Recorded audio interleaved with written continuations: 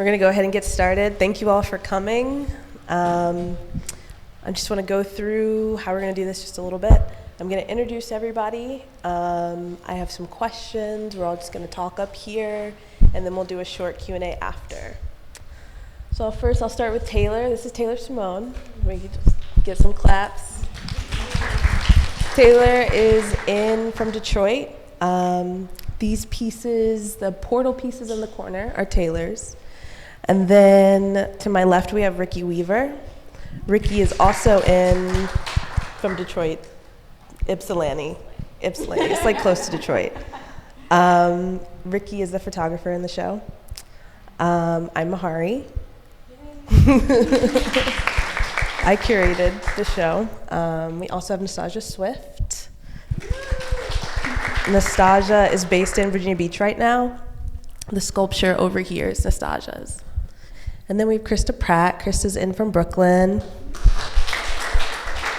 All of these beautiful black intergalactic works are Christa's.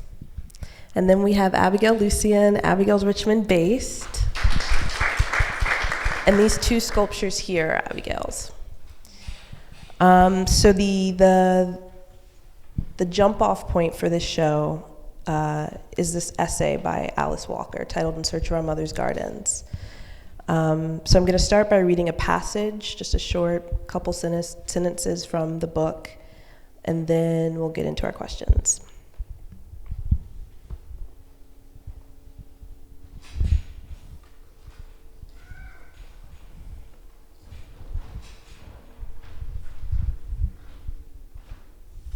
Okay.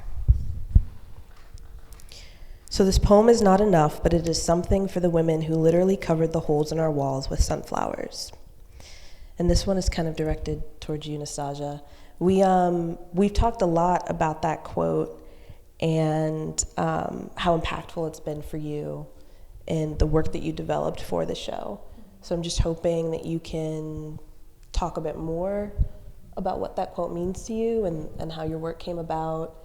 And then also, we've talked a bit about how this piece is going to be kind of a compass for what you're doing next. Mm-hmm. So maybe a bit about that. Sure,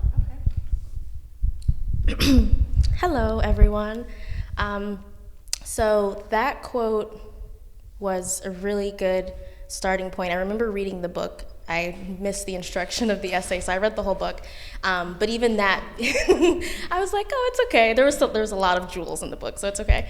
But that sentence stuck out because prior to that point, I had been thinking a lot about what it means to kind of reimagine a landscape, and landscape being within the outdoor space, within the body, within the mind, within the spirit, and trying to figure out how that would filter into a piece. I wasn't sure yet.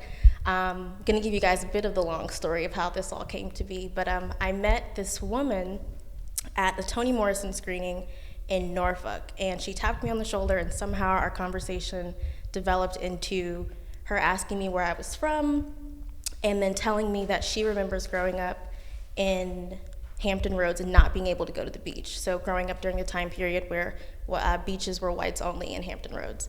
And then she segued into being really appreciative of the Something in the Water Festival that took place this year by Pharrell, and how she was just so glad that we got that experience, and that was something that she and her family and her friends didn't experience. But also, she also mentioned that there was this fear of even going to the beach now. She was like, I still have never gone.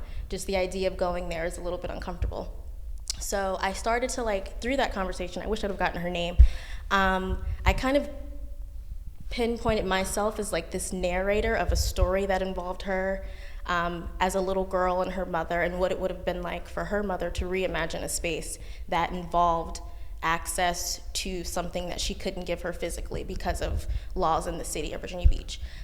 So I was like, well, what if this mother could build or put together this little nook or space that convinced her daughter that this was the beach for her. And then it brought me back to that quote of putting sunflowers in the wall where holes are, and how mothers find ways to kind of allow their children to reimagine and kind of distance themselves from reality, no matter how difficult let me rephrase that. to distance their children from reality because of the difficulties of the reality, and to kind of like allow their children to understand the space around them in a little bit more of a positive way, and how that can become their art. Yeah. So. Which is super beautiful. So that's how that sculpture is. Yeah. And in regards to, you mentioned, we talked about like this is the first time I've worked with wool. Not the first time I worked with wool. The first time I've worked with wool, I feel like so like delicately, and it just with my other pieces, they've been, I started with dolls, so I have a little doll head on my shirt, and I was okay with calling them dolls because sometimes that's still how they felt. But she doesn't feel like a doll, and sometimes she still doesn't feel like a sculpture. She feels very much like a person to me, and I'm very interested in that transition from how my three-dimensional work is existing, and I feel like she's kind of become like this blueprint for future sculptures. Yeah. And playing with that idea of also the white wool has many meanings in past pieces, but with her it's just about the material, and I'm kind of into getting to that point where a portion of my piece isn't about anything other than just embracing the materiality of wool. Yeah. And I feel like if she was a colorful sculpture, would there be as, like, I don't know how we would feel about it if it's, like, you know what I mean? Like, if she was in brown and her bathing suit was pink, it's just about the colors that she has on. But with all wool, it, like, forces you to understand that that's wool. And I'm interested in where that takes me. Yeah, we also talked about, like features and yeah. forming sculptures, like how having the white wool allows you to really emphasize in a way that might get lost with color. Yeah, and I think whenever I work with the white wool, it, coming from a painting background and kind of learning how I work as a sculptor, it has forced me to really pay attention to how I'm forming, because I can't rely on color to separate shape or detail. So that's been like a continuance of me figuring that out, and it's really cool to see. Yeah. Okay. So we'll slide over to Abigail, and can I start by having you talk a little bit about your color choices for this piece, since we were just on color? I know, I was laughing because I was like, oh shit, I do color on everything. Do you mean how, in what way do you want to talk? Yeah, like this piece specifically, like how you chose these colors, but then maybe also how color operates for you in your other works, like color and light. Yeah. Yeah, I've like had a lot of conversations with people about color, in conversation with like local color and local neutrals for people. There was this woman, Christine, she's a ceramicist, and we were talking about this aspect that like she's from like the north, and so there are these like browns and there are these browns and grays and blues and things that like she finds neutral, and she was like, well, what's your neutral? And I was like, hot pink and like seafoam green is like neutral all the way, and that's because of this because I grew up in the Caribbean, and so there's this aspect of like of neutrals being and like colors being sort of like embedded in everything that like we see, and so there's also this aspect of like class when it comes to color too, where you have a bucket of lavender and you've got a bucket of turquoise, and you got to make that work for like your house, right? But it ends up becoming this sort of like language of culture and beauty, but then also I think of it from my own practice as like an extension of drawing too, an extension of like thinking about the like material and the space in a way of in the way of highlighting moments, and I just think it's fun too. So I think you can have pleasure in your work as well, right? Yeah, I mean, for me, like, one of the things that was really important about this show was like how sterile neutrals and whites can feel, and so trying to get as far away from that as possible. So I have a little bit to read. When we have pleaded for understanding, our character has been distorted. When we have asked for simple caring, we have been handed empty inspirational appellations, then stuck in the farthest corner. And so this makes me think about, with you, Abigail, the requirement to be seen and hopefully understood for your work, for the requirement of the work to be seen and hopefully understood in its complexity, specifically in regard to the material language that you use in your work. It's so multisensory, like the satin sitting like cupped lovingly in this like steel loop, right? The whole structure looking like it's completely supported by these bricks that are actually these super soft, like cocoa butter bricks. Just if you could talk more like about those choices and like how that duality like plays in for you in your work. Yeah, I think when you're talking about this, Mahari, I'm like thinking of a few things. One being like when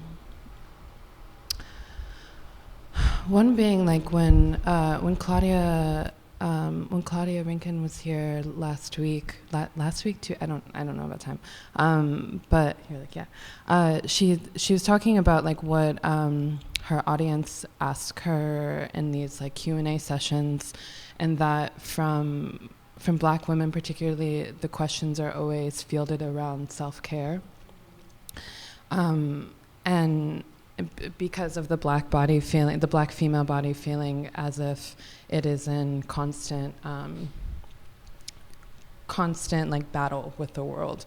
And so I think about like care, when you're talking about care in this like quote, like I think about care as like something that are these like intimate moments of like labor that we have like with our own body, right? But also in this way of like protection, and particularly in like the particularly in these products that are associated with or like have so much rich history in the like house, right? And like particularly like Black homes. Like I remember like it was blasphemy to go outside ashy at points, you know, like, or like it there's also this just sort of like this like soothing space of like checking in with yourself on a daily, right? And I think about that as like these like invisible modes of structure that we give ourselves for like going into the day, right? So like when you add this like phrase, we'd made armor, right? It's like, is there a possibility for this like self-care of this like sort of thing that we come out into the world with? And then also I think about the like visibility, non-visibility of like these structures that are around us, right? Like rebar being something that which is the steel that is being used, or like the steel plating being something that is like used as like reinforcement inside of buildings, right? It's probably like inside of these walls as like these like sort of structural metaphors to like the spaces and the things that we sort of use to like take care of our own spaces as architectural beings. Yeah. Okay. Can you also I think. Yeah. That was something that we talked about too, was like something being like genuine or like honest, right? Like I hate comparing pieces that I've like made. It doesn't, but like the idea of like instead of infusing something, but something being the actual thing, right? That has been something that's like been really important to me in my practice. Yeah.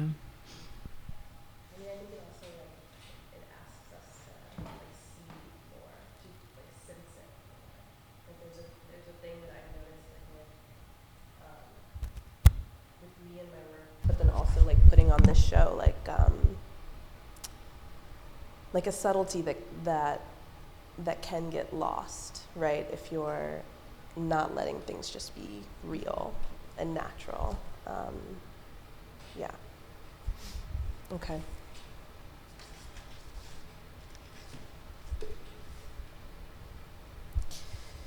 They forced their minds to desert their bodies, and their striving spirits sought to rise, like frail whirlwinds from the hard red clay. And when those frail whirlwinds fell and scattered particles upon the ground, no one mourned. Instead, men lit candles to celebrate the emptiness that remained, as people do who enter a beautiful but vacant space to resurrect a god. Our mothers and grandmothers, some of them moving to music not yet written, and they waited. When I did, so I did studio visits with all the artists, and it was really cool because I was able to do my visit with Ricky and Taylor at the same time. And so one of the things that we talked about, Taylor, was how you felt like your grandmother was often waiting on something. And I wonder if you feel like you're moving to a music that maybe she was hearing back then, like almost if you were existing in a way now that she was preparing you for or archiving your family's history for, and if you can talk about how you're using the archive that she was making for you, like now in your work.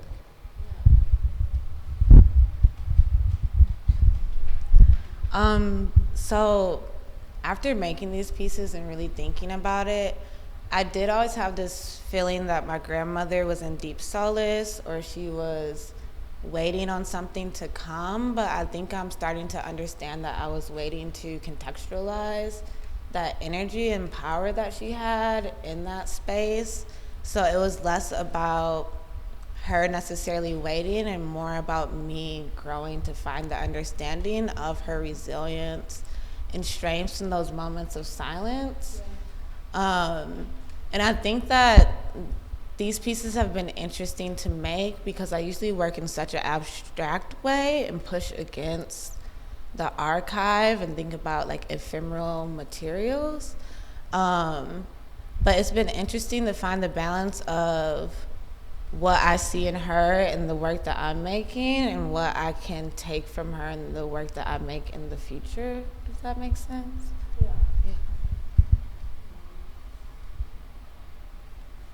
Then I was also wondering if you felt comfortable like sharing like a little bit about your grandmother and about some of the specific items that she gave you that you were like employing right now, maybe outside of the work that you're making, just how you're being. Yeah, I think that within that actual waiting, one of the greatest lessons that I've taken from my grandmother is this idea of penetrating through the noise or the piling on. I think a lot of time as like a young Black woman, I've just felt this constant wave of information and external pressure, and I think a lot of my work is about this desire to dig out of that or to dig to something else or to pull back the layers to find a space of peace, and recontextualizing her. Just like I think of her sitting in her window just staring out the window, I would go over there and we'd have these moments of silence where she would just be in this space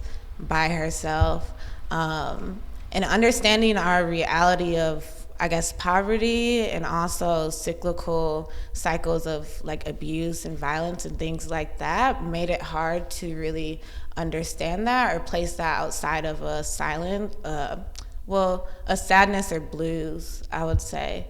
So I think that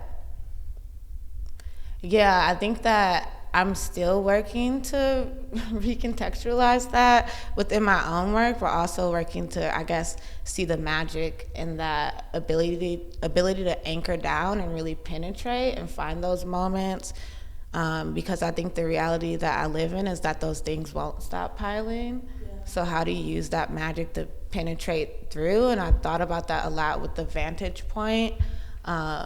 She used to place us in these corners and take our pictures, and it was just like specific space where she would always document every year, every holiday.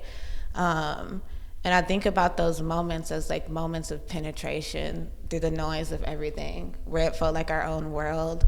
And also what that shifted in us in those moments, to step outside of our reality, and to feel worthy of being archived, worthy of, in a brief moment, expressing joy and really sitting in that joy. So I've been thinking about also how, internally, but within family lineage, I guess, the ways that you can shift your reality or perspective and really dive into something magical, or really find that line of power within what feels like waves of trauma or just noise. I think noise is like the word that I've been leaning towards or clinging on to. Yeah.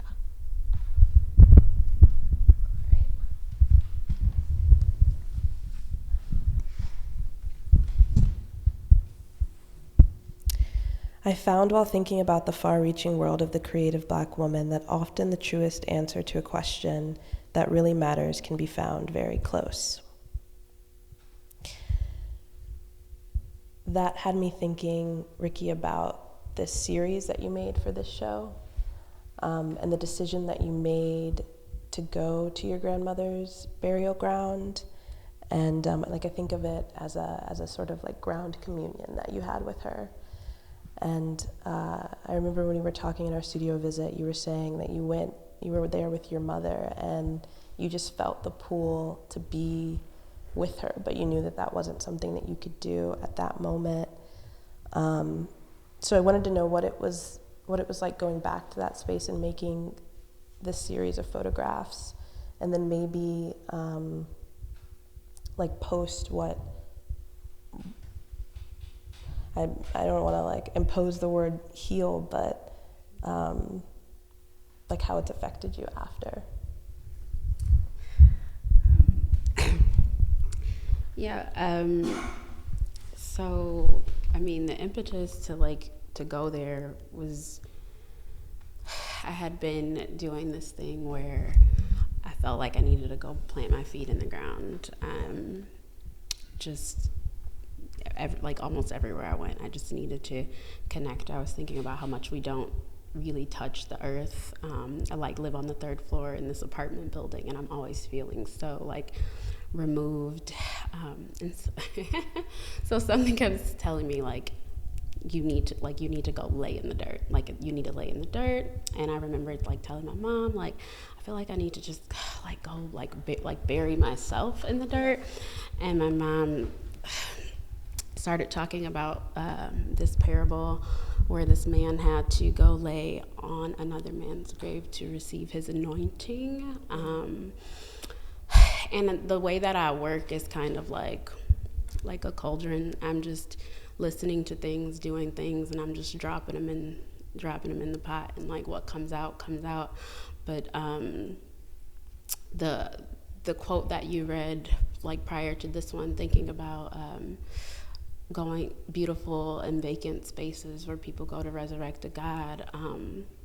When I'd done those images, I was with my cousin, who was really like a sister to me, and I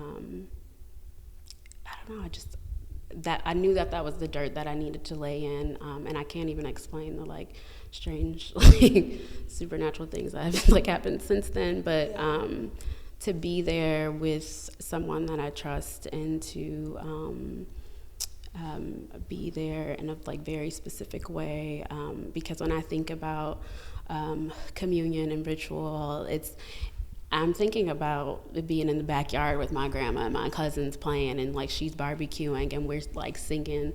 I don't know if y'all know this song, but I actually always hear this song when I see those images. It's it all started out at the football game when the coach called Granny to do her little thing, and Granny's dancing, and so those sacred spaces to those are sacred spaces to me. And a lot of my work is about how Black women's spiritual and cultural practices they outsmart surveillance technologies and allow us to set up worlds and other dimensions that we have access to. So, being at her grave was a moment of like accessing that, and almost like, she gave me, like, I think that was like receiving my anointing, and, really gathering up those scattered pieces after those frail whirlwinds, and like building something, and not feeling so far away from her. So more so, I'm getting really emotional because it's been a week ago from today, well, a year ago, but almost like a few days before this, a year ago, is when she like broke her hip, and that's what ultimately led to her passing away. But so it's like kind of heavy on me, but it feels like she's been with me. Like, I like talk to her. Like when I made that asparagus when you came to my house, I was like, what should I put on this, Granny? And I was like, oh, this is bomb. So it's been more so listening here and doing from here instead of here. Yeah. It's also Ricky's birthday. So, happy birthday, Ricky. Thank you. Okay.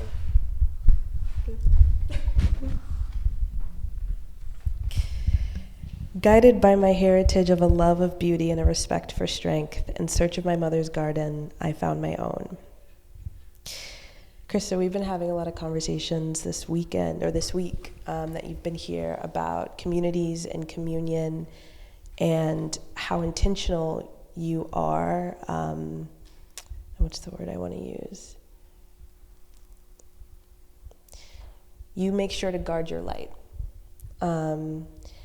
And I want to know how you do that. Like how, especially being in Brooklyn, being in New York, like how have you developed ways to keep your practice going, to keep yourself fueled and nourished, and not drained? I don't know if there's really a how-to that I can say. I mean, I think for me, allowing myself to understand what expectations are coming from me and what expectations are being fueled by what's outside of me. And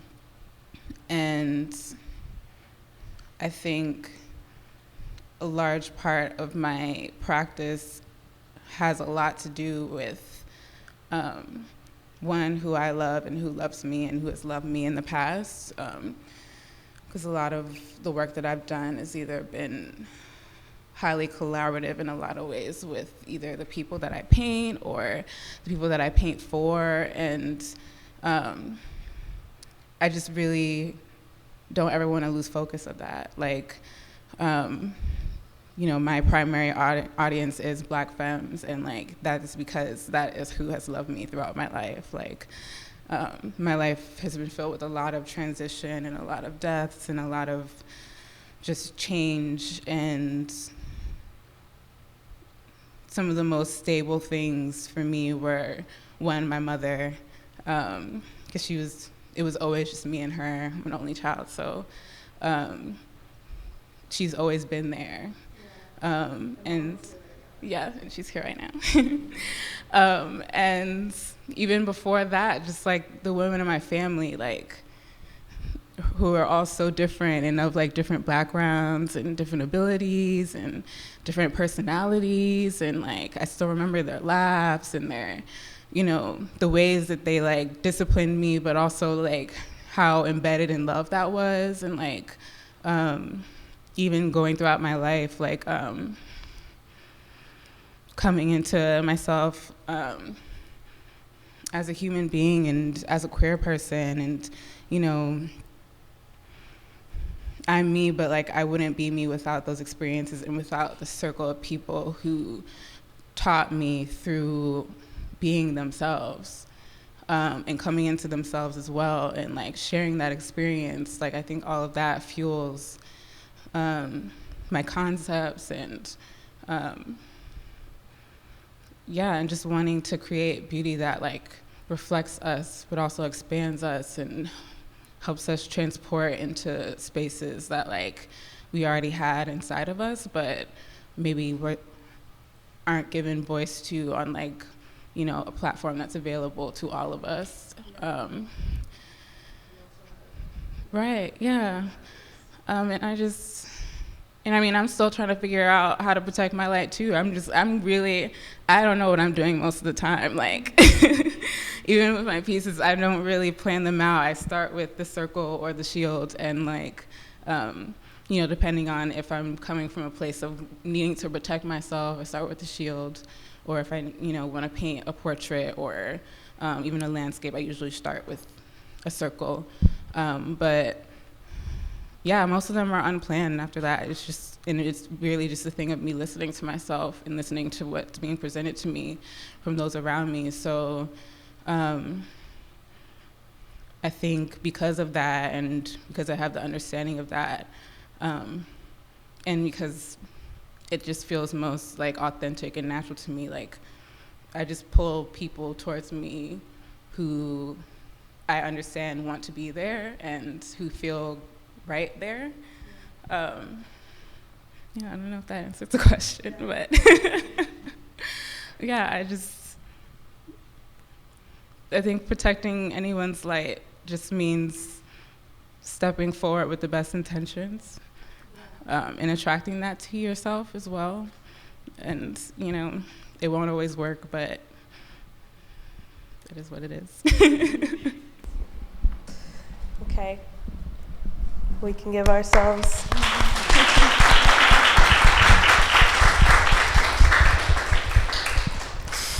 So we're going to do a quick Q&A if anybody has any questions for anybody up here. Please feel free to ask them.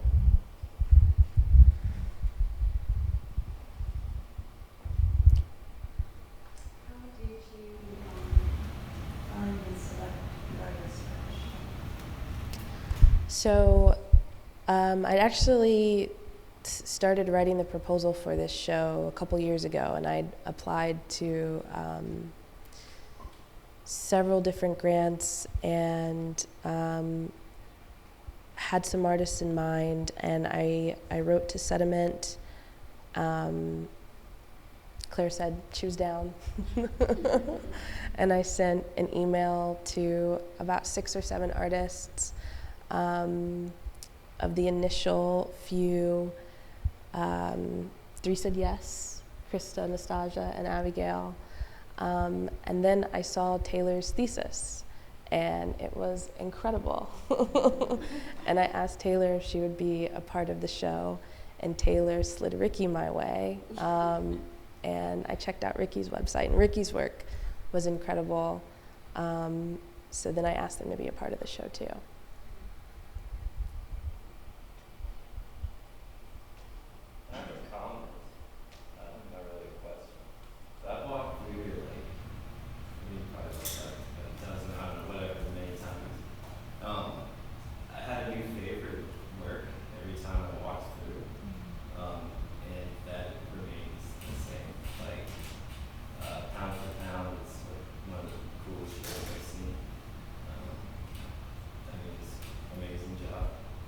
Thanks, Brandon.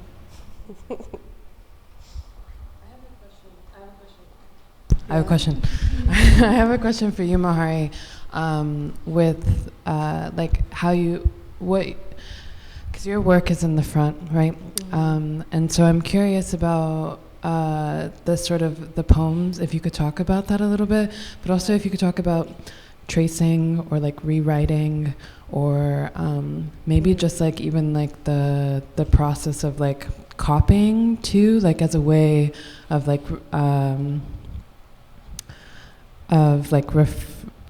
refreshing or like renewing.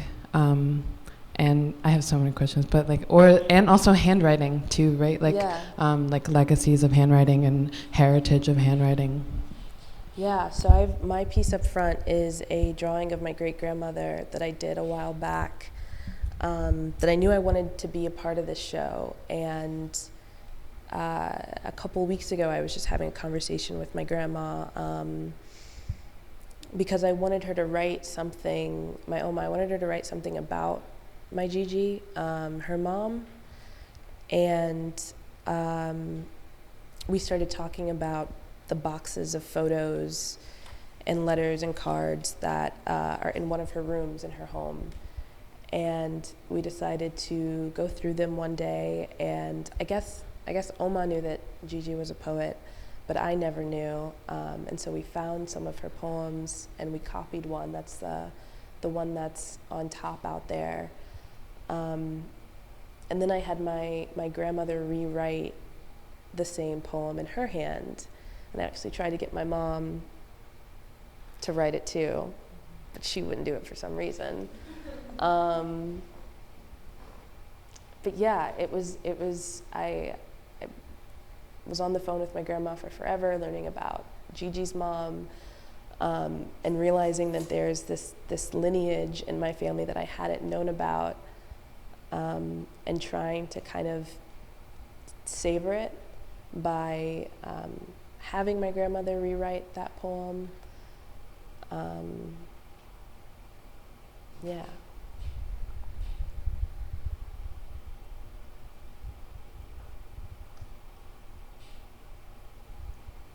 Okay. Thank you all for being here.